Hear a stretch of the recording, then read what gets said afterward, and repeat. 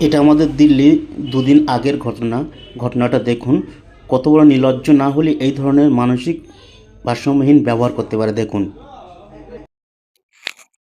কতটা ঘৃণ্য, কতটা নির্লজ্জ, কতটা মানে মানসিক ভারসাম্যহীন মানুষ না হলে এই ধরনের কাজ করতে পারে।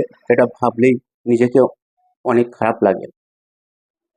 আমি মানছি, আমি মানছি তর্কের খাতিরই উনি অনেক বড় অপরাধ করেছে। যারা রাস্তায় নামাজ পড়ছিল তারা অনেক বড় অপরাধ করেছে। তো সেই মুহূর্তে নামাজের অবস্থায় তাকে লাথি মেরে উঠিয়ে দেওয়াটা কি ঠিক? ঠিক করেছে?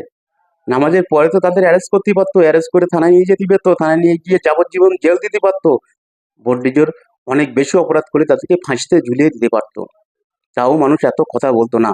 কিন্তু নামাজ পড়া অবস্থায় তাকে পিছন দিক থেকে লাথি মারা হয়েছে। এটা কত